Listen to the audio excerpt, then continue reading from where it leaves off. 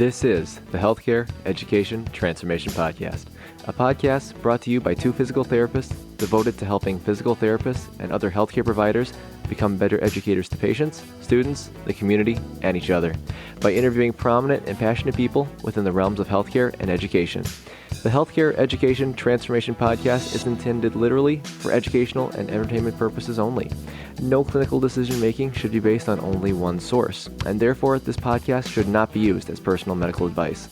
While care has been taken to ensure accuracy, occasionally mistakes and factual errors can be present, as we are only human. This is our journey on the road to becoming better educators, so get ready with your pen and paper as class is about to begin. Hello, and welcome to another episode of the Healthcare Education Transformation Podcast. I'm your host, F. Scott Field, and as always, I'm joined by my co-host, Brandon Pone. We have an interesting guest on the show today, joining us with some big news on a new DPT program in my current hometown of Waco, Texas. We have Dr. Casey Unverzagt. Casey's the Director of Admissions for Baylor University's new 2-year DPT program, slated to start January 2018.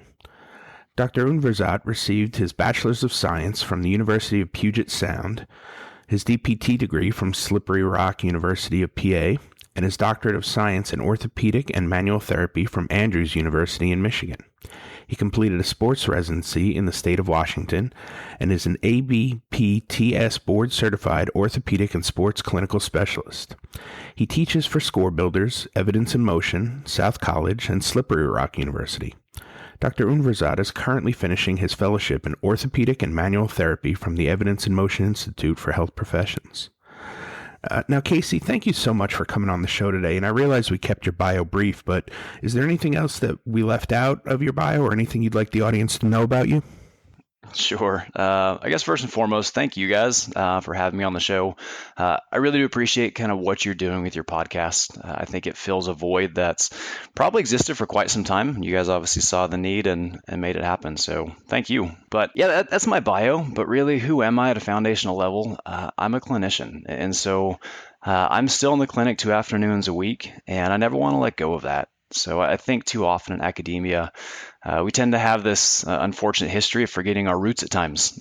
Really what DPT education is all about. Really, DPT education should be about transforming practitioners to become better providers for this end result of actually better patient care. So I think the key here, better patient care. Okay, the patient is who this all revolves around, really not us. And so probably just having my boots on the ground, so to speak, really keeps me in touch with what actually happens in the trenches of PT. And I would say probably makes me a better educator as well. I remember I made some lectures not that long ago for some individuals, and I just included a lot of different patients in these recorded lectures, and kind of some different hands-on techniques and exercises, and I thought they were fair. I mean, not phenomenal lectures, they were fair, and the student feedback was unbelievable. They were so excited. I'm like, why are you so excited about this? So because there's patients. We actually see like you doing this stuff.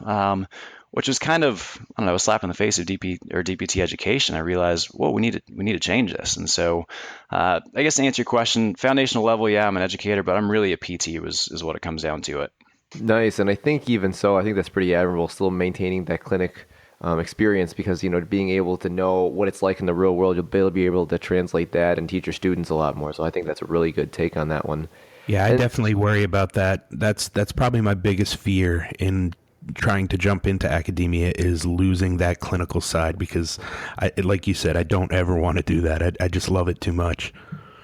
Yep. And truth be told, you have to fight for it. I know we're very fortunate at Baylor. There's actually time built into our contracts to treat. But some days I'm slammed with admission stuff. It actually seems more of an inconvenience to get to the clinic. Shame on me for ever thinking that. And that the clinic is really what this, revolves around. So no, you got to fight for it. And as soon as I say, I'm just going to take a few months off, a few months is going to turn into a few years. Yeah, no, fair enough. So Casey, do you think you could tell our listeners about the structure of this new DPT program that you guys are launching at Baylor University coming up? Sure. So Baylor obviously has, well, as a lot of people have heard, a hybrid model. Hybrid means a lot of different things to different people. I know when I first heard the word kind of a hybrid model, I thought online. And when I think online, I think boring. I think passive learning. And I was actually a really big critic with this model early on. And large because I didn't really understand it. And this is how it was modeled to me for the longest time. And so over the past, I would say 5 to 10 years, technology has really changed. We've grown as faculty, and I would advocate this model really looks completely different than what most students have probably experienced.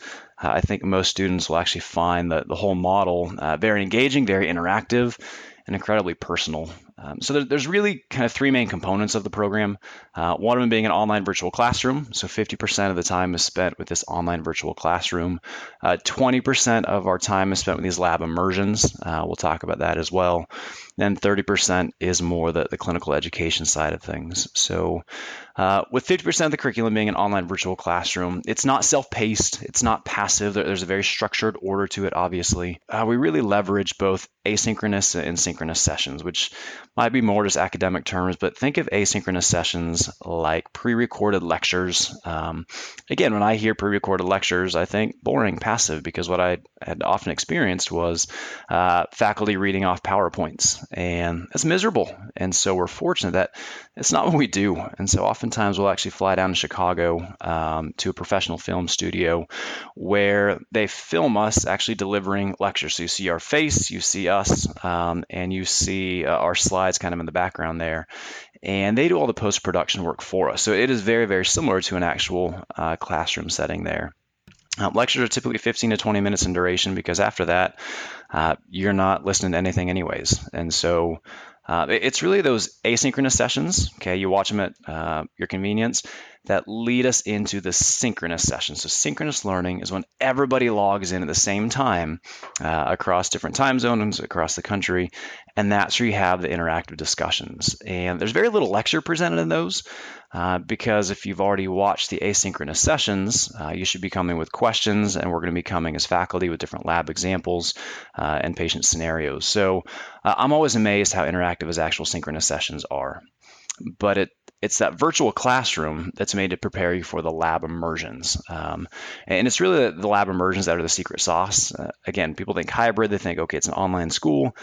You do not want to go to an online DPT school. That's just scary. It's a very hands-on profession. And so twice this semester, we actually head down to Dallas for labs. Why Dallas versus Waco? Obviously, Baylor's main campus is Waco, but Dallas is just a whole lot more convenient to travel to. It's really what it comes down to. But we spend anywhere from 5 to 12 days at a time on the ground in Dallas, which ends up being roughly 85 days over the 2 years. And like I said, this is the secret sauce. This is the best part of the program. And why is that? I probably advocate this is advantageous for 3 different reasons. One, when we're in Dallas, we're in Dallas. Like, what does that mean? Well, probably a decent part of our faculty will actually be living in the Dallas area. Okay, so they're there, they're always available, but there's a handful of us that actually live geographically removed. I'm one of them. Okay, I'm actually coming at you from Western Pennsylvania right now. So when I head down to the labs, I fly down there, and unfortunately, I end up leaving my 4 wonderful kids and my beautiful wife at home. But at the same point, I leave changing diapers, I leave mowing the grass, I leave soccer practice behind me, and my time, 100% of my time and focus and attention is on that lab. And so we're really available all day, every day when we're there at those labs. I think the other big thing those lab immersions provide is a sense of culture and identity. If you want to learn a foreign language, you can go to your class, 1 to 2 hours a week. You can study the book. That's fine. But if you really want to learn a language, if you really want to understand the culture, you got to immerse yourself in it. And it's the same with DPT education. If you want to understand the culture of excellence, the culture of humility, you got to immerse yourself in it. And so we're there goodness, 8-9 hours a day, 5 to 12 days at a time. And that immersion is where you really almost affiliate or assimilate yourself with the profession. I would say the other big part of this is kind of the faculty we bring in. Oftentimes with lab education, we see universities bring in, second year or third year students to teach the first years. They're kind of your teaching assistants, and that's fine. But you just can't convince me that a second year PT student knows that much more than a first year PT student. And so I don't love that model. So what we do instead is if we're going to teach on the hip, knee, and ankle for those few days, we're going to find the best hip, knee, and ankle PTs, and we're going to actually fly them in. They're going to be the teaching assistants during that time. So not students, not entry-level practitioners, but actually advanced, often board-certified specialists, and they're going to be the ones functioning as your teaching instructors. And so just the breadth and depth of faculty is second to none. Wow, that sounds pretty big time, Casey. You guys have got production studios and, experts coming in to teach like as assistants. Like, that's awesome. That really does sound amazing. Could you maybe tell us a little bit about the benefits that you see for some of the students considering this new model of program?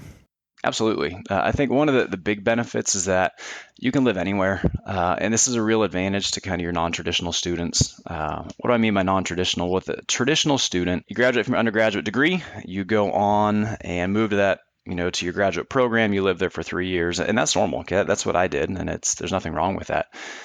With our first class, my best guess is probably 50% of the people will live kind of near the Dallas area. But for non-traditional students, people who've purchased a home, who are really entrenched in their communities, or they have kids and they have an amazing, support network, moving to Dallas isn't a great option. That's just a big overhaul. And so you can actually live wherever you want across the country as long as you can travel to Dallas for those lab immersions. And so again, that's part of the reason why we chose Dallas as an easy hub to fly in and out of. So it makes a really good option for those people who are geographically removed. I'll say the other big advantage is a very smooth transition into a residency program. We'll talk about residencies, I'm sure, later, but the hope is after you finish the 2-year program that you transition right into a residency program. We've structured this so that it makes for a very easy transition. And hopefully it's going to be a very normative thing to see our students go on and do residency, not the exception like it usually is. And lastly, I would just say it's the time and the financial savings. And so if I've got the option to finish my degree in 2 years instead of 3, goodness, I'm taking 2. But at the same point, financially, it makes sense. And it may not actually at first glance, but when you kind of compare apples to apples, it does. So I think tuition right now at Baylor for DPT over those 2 years is a total $99,000, which it's a lot of money. Don't get me wrong. Let's just say the average PT school for 3 years, you graduate with $80,000 in tuition. But when you compare apples to apples, if you finish at Baylor in 2 years, that third year, you're either doing a residency where you're paid, or you're doing, essentially you're practicing as an independent practitioner. Again, you're getting paid. Let's just say the average PT gets paid, $65,000 out of school. All of a sudden, you're paying down your debt. You've got a year of experience under your belt. And so you're actually positioned well ahead of your peers at a 3-year institution by completing it in 2. Nice. No, I think those are definitely some good benefits and such as well. And actually, last week we interviewed Dr. Mary Blackington of Nova Southeastern University because they have a hybrid program down there as well. Yeah. And just hearing what you're saying and stuff, there's definitely some striking similarities there. And it's ironic too, she even also said originally she was the biggest naysayer to the whole model as well until she actually really got down and really learned about what it was and looked at the data and stuff. And then they tried it out and it was working for them. And I know before, Casey, you kind of mentioned that, of course, the goal is after this kind of a program, the goal will be some sort of residency. Would it be a specific residency that you guys would go for, or would it kind of just be like a match basis? Like how are you guys thinking that would work? Yeah, I know you guys understand residency education, but a lot of listeners may or may not. And so, when you graduate from PT school, you're a generalist. You should be as good at treating an ACL as you are a stroke, as you are COPD. And if you know what you want to do, whether it's orthopedics or geriatrics or pediatrics, it only makes sense to get really good at that, especially out of the gates. And so we partner with Evidence in Motion to more or less support our residency education. We've got residencies in ortho, sports, geriatrics, neuro, peds, and really whatever ABPTS offers, we've got access to it. So you need to do a residency that is a passion for you. We're never going to force you into a program that you don't like. Gotcha. No, thank you. That makes a lot more sense. And, and Casey too, of course, one thing that we probably want to talk about, especially regards to academia and starting up DPT programs, is regarding the accreditation process, about how that works. So do you think you could tell us a little bit about the CAPT process and how the accreditation process kind of will work for Baylor University's DPT program? Absolutely. No, I'm glad you bring it up, because actually I don't mind talking about it, because I think it's often misunderstood. So CAPTE, Commission on Accreditation in PT Education, they're really the governing body for PT accreditation. Every single DPT program across the country has gone through this process, or if they're a new program, they're currently going through it. Now you have to take a big step back and realize, what is CAPTE's goal? CAPTE's goal is really to protect the consumer being the student. They need to produce quality clinicians, again, for the end result, actually, to be good providers and minimize liability to a patient. So there's two steps to accreditation. There's candidacy and there's accreditation. So candidacy is what you need before you can actually launch a program. You cannot start a cohort without candidacy. And the bar set for candidacy is really, really high. And that's a good thing because there was a proliferation of PT programs not that long ago that probably didn't espouse the highest standards. And CAPTE really kind of tightened up the reins to make sure none of this actually happens. And so we submitted our candidacy application, goodness, probably back in December of 2016. CAPTE reviewed it. They came and did an on-site visit in February. And we find out in May, boom, candidacy denied. We thought, oh, no, not us. It was a really good humbling moment for us, actually. And we realized two things. One, it's actually normal, very, very normal to be denied candidacy that first time because, again, CAPTE is really trying to raise the bar, which is good. But the biggest question is, why were we denied candidacy? And that actually relates less specific to the PT program itself. It actually related to a very unfortunate sexual assault crisis that really happened at Baylor University amongst the football team. And I think a lot of the individuals are aware of this. And so CAPTE really wanted to make sure that we can ensure that the safety of our students. And the frustrating part for us was this was an isolated incident that happened in Waco. We're going to be largely in Dallas. But anytime you can actually improve safety, improve Title IX compliance, that's a good thing. And so Baylor University has done a top-notch job of really cleaning up Title IX compliance issues so that when we go back to CAPTE here in a couple weeks, actually, for our reconsideration, we've got a very, very strong case to submit to them. So we'll go back to CAPTE in a couple weeks for our reconsideration visit. We're very confident that we'll get through that, which is why we're actually recruiting a class right now. Then we'll find out in November whether we get candidacy or not. By some terrible chance we don't get candidacy, boom, you don't start a class. Again, such a small potential for that. So what happens after that? You go through the next 2 years, and right about that time that first class is about to graduate, that's when you apply for actual accreditation. So CAPTE comes back to make sure and says, did you do what you said you were going to do? To my knowledge, there's never actually been a program that got candidacy that didn't get accreditation. Okay, the CAPTE's not going to come in and say, you put in these 2 years, you've spent this $100,000, we're not going to credit you. It just doesn't happen. And so we're definitely not going to be the first. So that's really the process of CAPTE accreditation. Okay, so Baylor gets accreditation. Everything's running smooth. Tell us a little bit about some of the basic requirements for students that are looking to get into the program. Yeah, our actual entry-level prerequisites are actually very, very similar to most other institutions. It's actually fairly standard across all programs anymore as far as what coursework is required. We have a minimum GPA of a 3.0. We do require GREs. We actually don't have a minimum GRE score. I think as admissions, I have a very interesting role to try and figure out not just who's going to graduate from our program. That's often the metric that individuals use. Well, we know that GPA and GRE is a pretty good predictor of who's going to graduate from PT school, but really not a good predictor of who's going to have the social skills to actually communicate with patients, who actually has true grit and determination to be a game changer in PT. And so we're currently evaluating lots of different metrics to actually determine, again, not just who's going to graduate, who's going to really excel in the field of PT. Yeah, I think that's kind of, I know we talked about this on a previous episode with Ben Fung, but there's a lot of students that may not have the highest GPA and the highest, GRE, but at the end of the day, they're really good clinicians, and I think finding that and kind of weeding that out, like you said, is definitely a tough thing to do. So, kudos to you for all the work you're putting in with the admissions position. But, aside, you talked about a lot about the benefits of a 2-year model and some of the things that, are really looking to set Baylor apart. But what is one aspect that you really feel is going to set this Baylor program apart from other programs in the nation? I would say it's probably the fact that we've designed it from the ground up. And I think oftentimes students think, okay, so you're just taking 3 years of curriculum and shoving it into two. No, you can't do that, okay? Neither can we actually give you two-thirds the information. That certainly wouldn't fly with CAPTE, nor would it actually serve the student. And so we really started from the ground level, kind of rethought everything as far as how we deliver synchronous and asynchronous learning, how we do clinical education, which is remarkably different than most other institutions. And so it will just have a completely different feel than your traditional academia, largely because we were willing to put in the time, the work, and the money to start this from the ground up. So as you've kind of alluded to, there's a lot of programs looking at us and a lot of different institutions trying to see, well, where's this going to go? And I will absolutely guarantee you that once we get full accreditation, we're not going to be a minority. We'll be kind of at the head of the ship, because my best guess is within 10 years, probably 50% of programs will have a significant hybrid component to their program.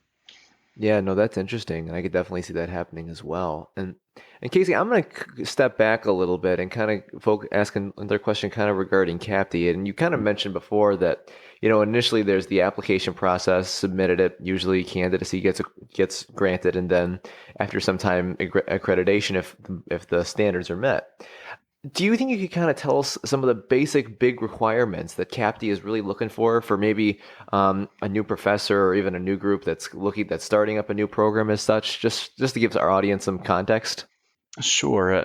It's probably easiest to answer it kind of in what does CAPTE usually ding programs for? And I would say one of the hardest things for new programs that the CAPTE is really looking for is, do you actually have a qualified director for your program? They have some very stringent qualifications for who could actually be your director of the program. And it's actually really hard to find. We're fortunate in that we actually have probably 6 different faculty who could function technically in that directorship role. But that's a big one. The other big thing that CAPTE requires is at least 50% of your faculty have to have terminal degrees. And that's a big feat anymore. And so programs often struggle with that. They also want to make sure you actually have the clinical affiliations or clinical sites necessary. When you got a class size of 100, that's really hard, especially because a lot of these clinics are getting, requests from several different universities. Hey, we want, to place students in your clinic. As a clinician myself, I feel that weight because we get, inquiries all the time from different programs. So programs are often denied because they lack sufficient clinical affiliations. And then also just qualifications of faculty. Just because you have, your DPT and your advanced board certification, you're an OCS or an SCS, doesn't necessarily mean you actually have, the ability to teach. And so they really want to see, do you have any history of teaching that can be supported in the classroom? Yeah, and that's actually a really good transition to the next question here, Casey. And, of course, you've done a lot of education thus far throughout your career, and not just in academia. But do you think that tell us, in your opinion, what makes a really great educator? Sure. It's not a degree. I wish it was. It'd be a whole lot easier. And it's not simply a passion. There's a lot of people who are very passionate about teaching. Passion's good, but it doesn't necessarily mean you're going to be a great educator. And it also, a great educator is not necessarily the best clinician. I've worked with so many brilliant PTs, and they're phenomenal in the clinic. And I would trust my broken body to them any day. They're truly top of their field. But I don't think they could actually teach basic math to my 8-year-old. And so the same is true. I've met some educators who are incredibly engaging. They're a joy to listen to. But when you really boil down their content, there's not a lot of meat to it. And so in some sense, the ability to teach, I think, is kind of a gift. This gift can absolutely be honed and refined. But I would say it's relatively difficult. I'm not going to say impossible, really difficult to create a good educator and someone whose DNA probably doesn't support it. As I look at the faculty who probably inspired me the most, someone who actually said, had something worthwhile to listen to, and kind of when I was younger in my career, I thought, well, when I grow up, I want to be like them. I kind of realized, one, that the best faculty are often the most humble, teachable faculty, and that's probably what really drew me to Baylor the most.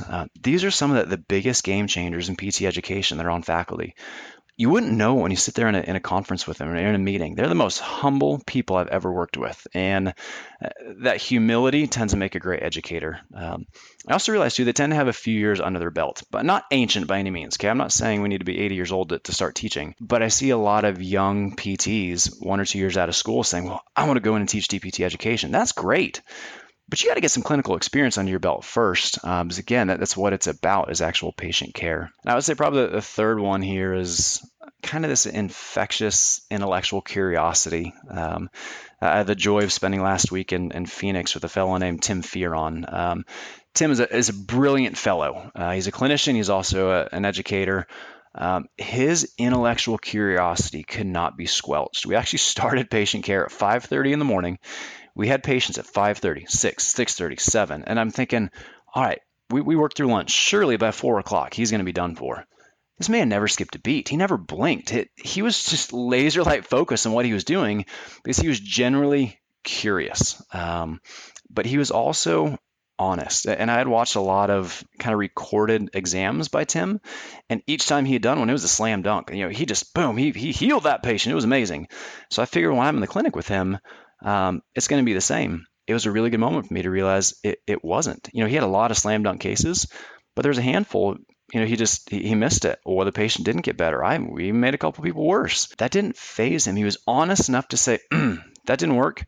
Let's go here. Let's try this again. And so we often don't bring that into academia. We keep doing the same thing over and over and over again, but actually having the academic honesty to say, this isn't working. I'm gonna be willing to change it, even if it chips away at my pride. That's absolutely necessary to be a good educator. Yeah, those are a lot of really good points, Casey. What are some tips and pointers you would give to a young clinician or a fresh PT looking to get into the world of academia, or maybe if they're looking to pursue a position like the director of admissions or DPT program director? What are some steps they should look into taking? Absolutely. I would get your roots, in deep, and truly be the best clinician you can ever be first. Be a really, really good clinician. And then once you are there, it's worth stepping into more of an adjunct role.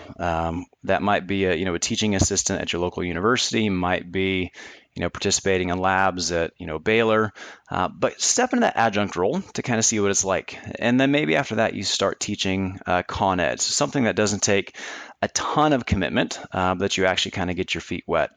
And then somewhere in this time frame, you start exploring terminal degrees. So if you're going to go into full-time professional DPT education, it would behoove you to actually go on and get your terminal academic degree. And I think you guys had Rich Severin on maybe back in August. He did a stellar job of explaining kind of difference between the PhD and the DSC and the EDD. A lot of students don't get that. And so exploring the best pathway to that, one of those 3 degrees is definitely worth your time. And I would also just say find a good mentor. We're so used to finding mentors in the clinic. We don't just throw our students out to the wolves.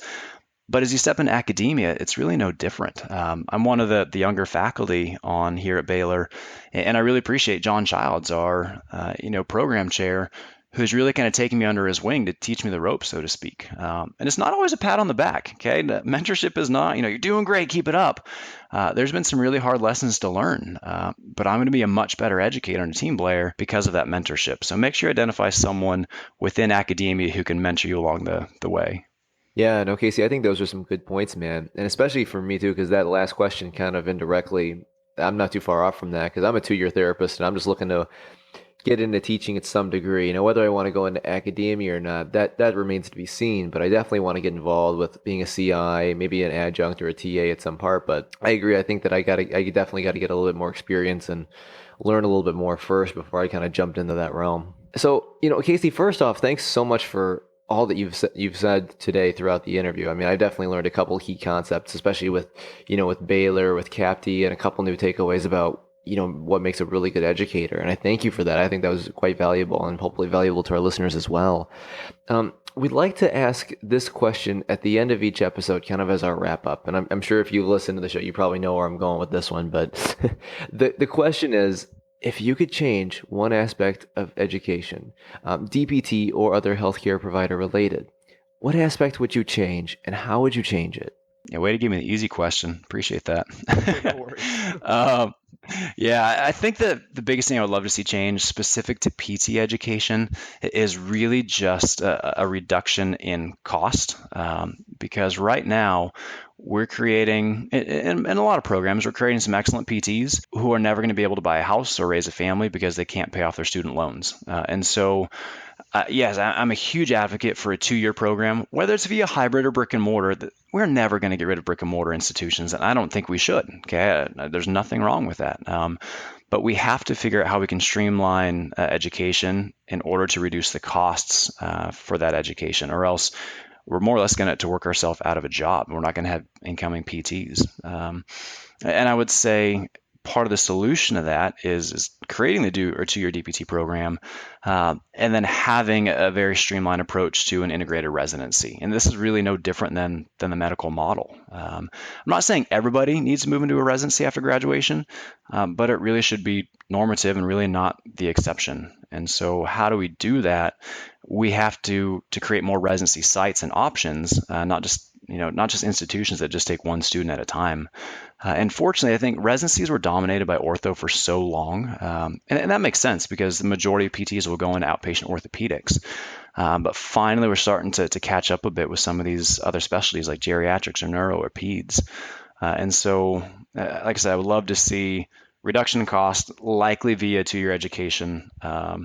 And residency is normative, not necessarily mandatory. Yeah, I like that outlook, especially with the new committee meeting coming up in November with possible movement toward a mandatory residency. It'll be interesting to see how that all shakes out. Casey, thank you again so much for coming on the show and taking your time out to talk with us about this new and exciting DPT program. Would you mind telling our audience a little bit about some deadlines that might be coming up as far as admissions go, and where they can find you online and on social media if they have any questions? Absolutely. I mean, this has been a joy, so thanks for having me. So we will continue to review applications up until October 31st, and so you can apply up until that deadline.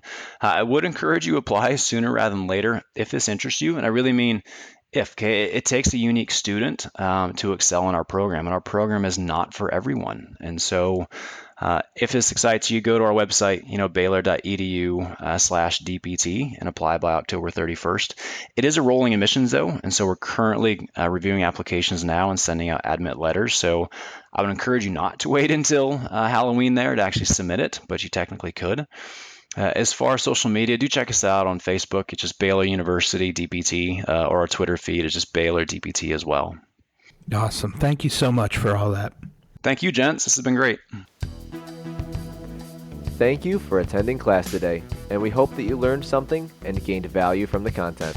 If you'd like to schedule office hours with us, feel free to add us on Twitter at HET Podcast, on Instagram, HET Podcast, on Facebook, the Healthcare Education Transformation Podcast, and the homepage, healthcareeducationtransformationpodcast.com. And for those of you following along in the syllabus, extra credit can be obtained by liking us, sharing us, and leaving a review. Let's continue our journey up Mount Educational Success as lifelong learners.